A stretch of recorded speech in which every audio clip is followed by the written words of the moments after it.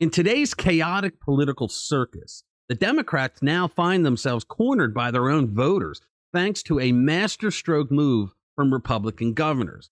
What happens when Joe Biden's immigration policies backfire spectacularly, affecting local communities across the nation? We are witnessing the decline of tolerance among Democratic voters for the political maneuvering and unintended consequences created by the illegal migrant crisis in sanctuary cities around the country. And we see no sign of even slowing down the number of illegals that Joe Biden is bringing in. Did you know that the Biden administration is now flying to their countries to pick them up and bring them here? They don't even have to make that treacherous journey anymore. We go down and bring them door to door. And then we learned that the Biden administration is taking illegal migrants from our southern border and flying them up to Canada so that they can invade through the north.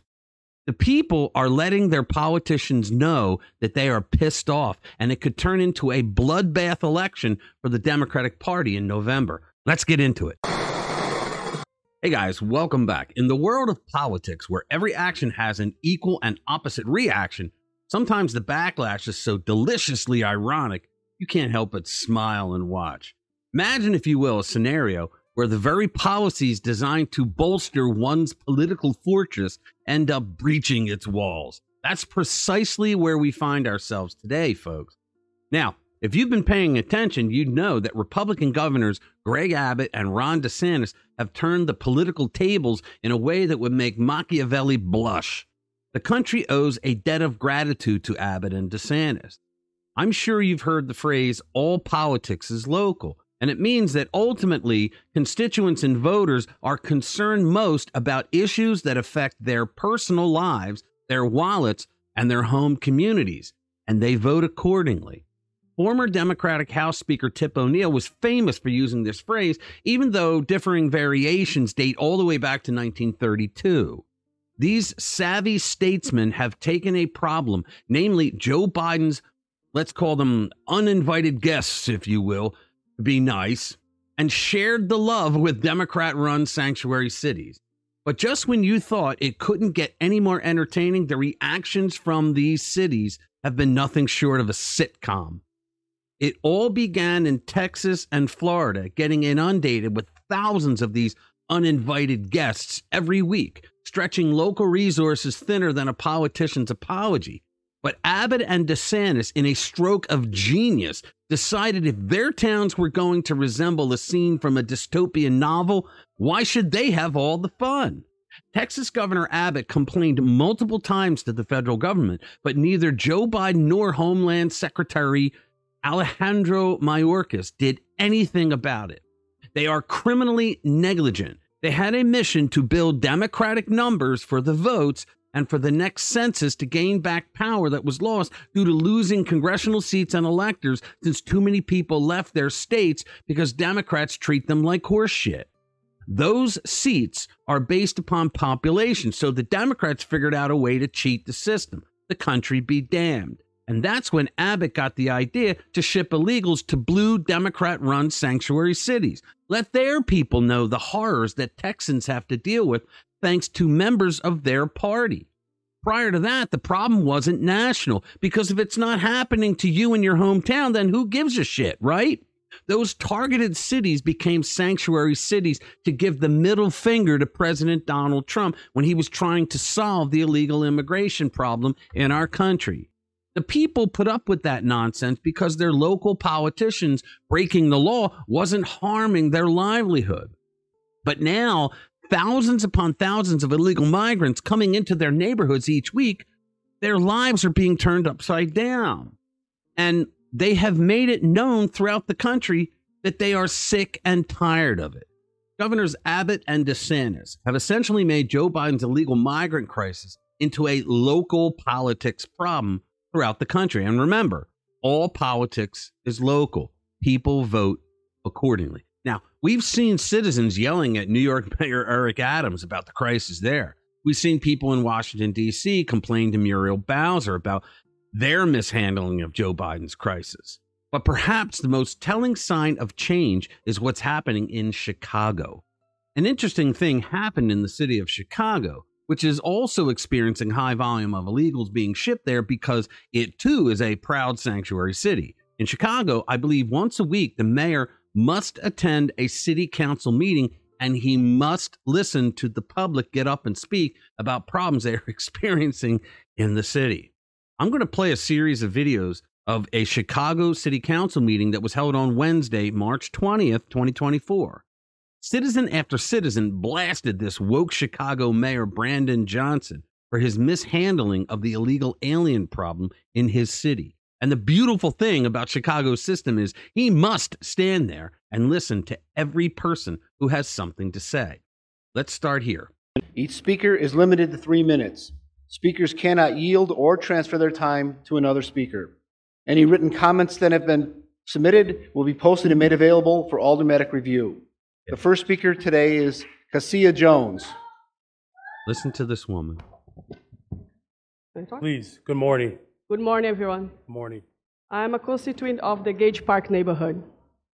Since June, you decided to turn our park into a shelter. Our community is running lawless with illegal Venezuelans taking over our streets. We feel like prisoners in our own homes. As a taxpayer, we can't even enjoy our own park anymore. We are unable to take walks. Our amazing programs have been removed, especially for the disabled children that live near this park. You hear what she's saying, folks? She's saying that the people in her neighborhood are prisoners in their own homes because of Joe Biden's immigration policy. We worked hard to improve our park, our neighborhood, but because of your irresponsible move, this is not impossible. She's blaming the mayor for bringing the illegals in, which is a good thing because it means that the people in these neighborhoods in Chicago are now politically savvy. They're not believing, oh, that's the Republicans down in Texas and Florida. No, they know that these Democrats had to let them in because it's a sanctuary city and that it's Joe Biden's problem. Their illegal cars are parking on the residents' permit street. They are selling food without permit, causing traffic, yet no police reinforcement to help us. None. Guys are standing on the side of the building, doing God knows what, riding their bicycles around the neighborhood, and looking to break into our houses, garages, and cars. Smoking weed and drink in the park in broad daylight. You guys threw us to the wolves, and now we have to deal with the trouble you brought to our neighborhood. You guys threw us to the wolves, and now we have to deal with the trouble you brought to our neighborhood. Unlike the illegals, as a legal immigrant myself, I know what I had to do to enter your country. I was required to do a background check, vaccinations, pay an expensive fee, bring a work letter from my previous job. Now here's the second speaker. She's got a lot to say.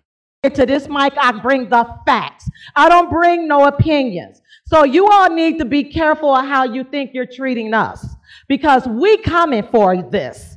We bringing our city back. We removing all these illegals that's breaking our rules and laws, and we're fed up. So it needs to stop. Get your police out there and stop them breaking these laws. Thank you very much for your comments. Thank you very much for your comments. Now, we'll do just one more because you're getting the gist of what's going on in a Democrat city council meeting. Our next speaker is Joanna Galen. Hi to everyone. My name is Juana Galan. I'm from Gage Park neighborhood. I'm here to say to all representatives, you are the one who put us in this issue, and we are the taxpayers. The taxpayers.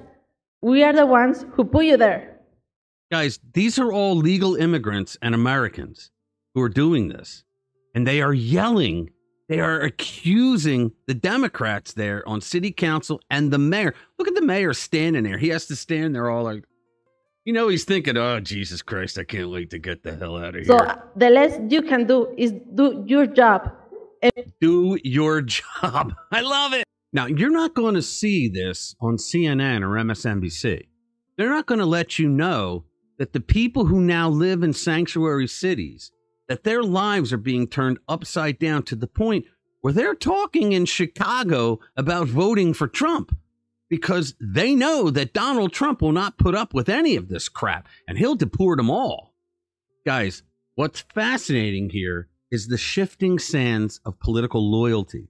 These are lifelong Democrats, mind you, who are now questioning their allegiance thanks to the tangible impact of immigration policies on their daily lives. It's a poignant reminder that in the end, the people's will cannot be ignored indefinitely. All right, guys, smash that button if you think political irony makes for the best reality TV. And subscribe to our channel if you haven't already. Please share our videos with like-minded friends who want to stay informed with what's really going on. Thanks for watching this video. I'll see you in the next one. Too many secrets, too many closed doors, missing to cover-ups. We're sick of the